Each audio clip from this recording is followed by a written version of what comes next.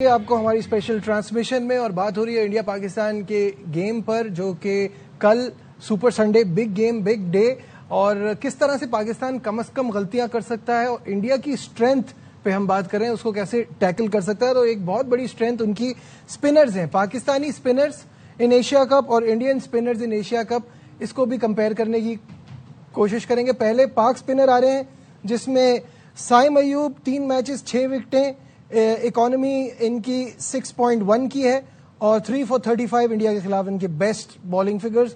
اور ابرار احمد 3 میچز میں 3.51 اکانومی، اور یہ جو 2 وکٹیں انہوں نے لی ہیں وہ ہے اس کے اندر. دوسرا آ جائیں آپ سفیان مقیم کی طرف، 2 میچز کھیلے ہیں، 6.17 تھوڑی سی اکانومی ہائی ہے، 2 for 7.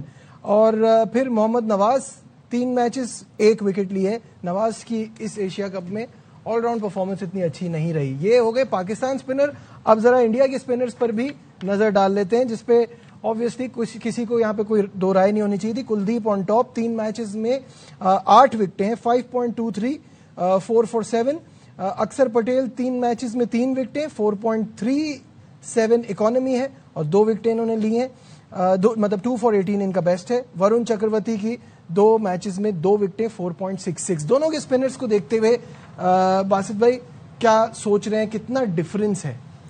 دیکھو کلدیپ انہیں اکانومی بھی 5 کی بہت بہتر ہے ایز اے اسپنر، اور آؤٹ کر کے دے رہا ہے.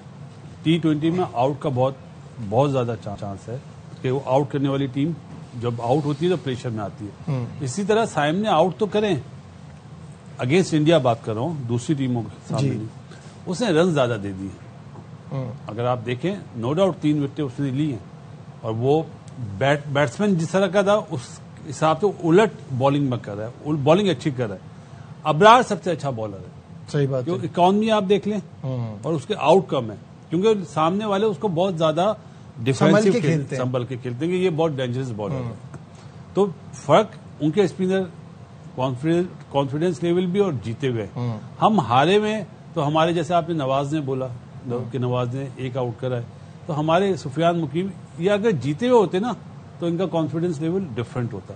اتفاق سے ابھی وہ حالت ہمارے اسپنرز کی نہیں ہے. کامران، اسپن کا یو اے ای میں راج رہتا ہے، ہمارے اسپنر کیسا کر رہے ہیں؟ کلدیپ کے کیوں آؤٹ ہو رہے ہیں؟ ان کے پاس تینوں اسپنر اس ٹائپ کے ہیں، میچ ونر آؤٹ ہے، اور اس لیے وہ آؤٹ بھی کیے ہوئے ہیں. وہ کلدیپ سے بچیں گے تو وہ ورن چکرورتی سے پھنس جائیں گے، تو اس لیے اس کو موقع مل جاتا. اور پہلے 2 میچز میں مین آف دی میچ بھی ہے، اچھی بالنگ کی ہے. ابرار کو کیوں نہیں وکٹیں اتنی مل رہی؟ کیونکہ ان کو پتا ہے کہ یہ ایک ہی بالر ہے، اس کو ہم آرام سے کھیلتے ہیں، باقیوں کو اٹیک کریں گے. تو آپ دیکھ لیں اس میں اتنا سکور بھی نہیں ہوا، اور باقیوں کو اکانومی دیکھ لیں. اور ابرار نے بہت ہی زبردست بالنگ کی ہے.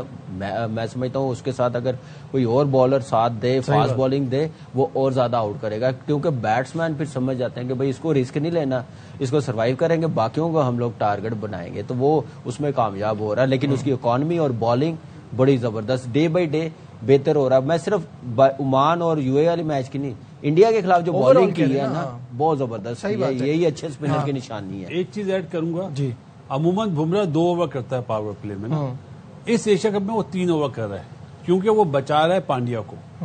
پانڈیا ان کا ویک لنک ہے، لیکن بات وہی ہے، وہ ہمارے اس سے ہی آؤٹ ہو جاتے ہیں. ہمارے تو شروع میں ہی آؤٹ ہو جاتے ہیں. اس پہ آپ صاحبزادہ ہو گیا یا سائم یا حارث چارج کر سکتے ہیں، لیکن سامنے والے کو وہ اتنا پریشر ڈال دیتا ہے کہ اس کو بھی آپ کو سنبھل کے کھیلنا. مجھے لگ رہا ہے ہونا بھی چاہیے. سائم کے 6 آؤٹ ہے نا، یہ بے شک 6 آؤٹ رہ جائے، لیکن 70-80 کا رن کر لے بھائی، نہیں چاہیے. ڈیو بھی ہے پلیئر، ایسا نہیں ہے کہ یہ 3-0 کرنے والا.